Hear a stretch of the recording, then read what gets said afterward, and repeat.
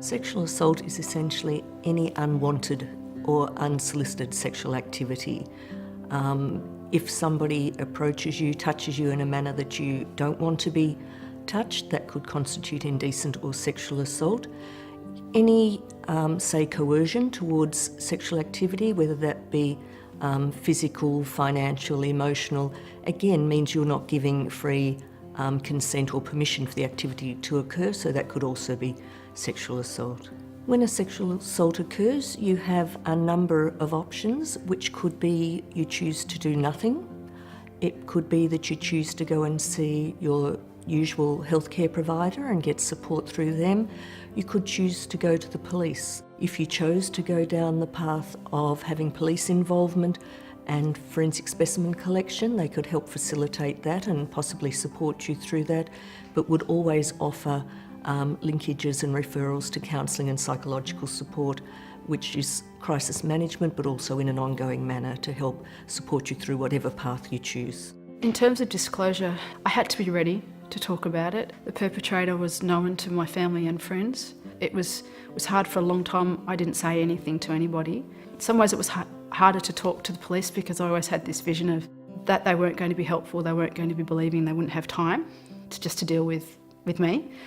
But they were really good. Initially, I went to the local police station. They were helpful. They gave me the number for the police soccer unit, and that is the police that deal with sexual assault. They had a lot of experience and understanding. I rang the soccer unit. I spoke to a lovely lady. I could make the statement and nothing could go further if that's what I wanted.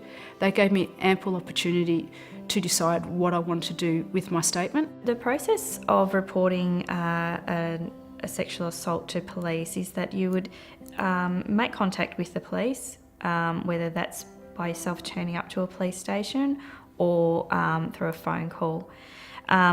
Shortly thereafter, you'd be engaged with a member from a sexual assault unit. Those members are specifically trained in dealing with survivors of sexual assault, and they will be well trained to attend to your immediate needs as well as your ongoing needs throughout an investigation. Some of the barriers, unfortunately, are societal. There are a lot of myths out there that basically make people who've experienced sexual assault reluctant to disclose. It could be fear of people not believing what's happened to them.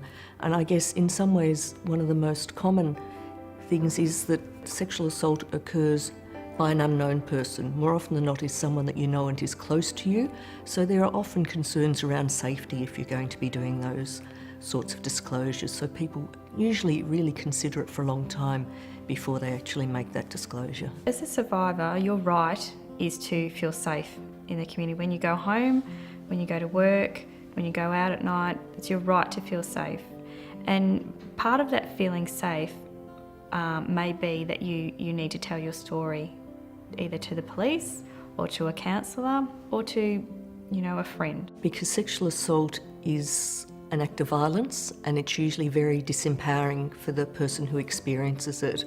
So for them, I feel it's important as a healing part for them to be given back control and to drive what happens for them from here on in.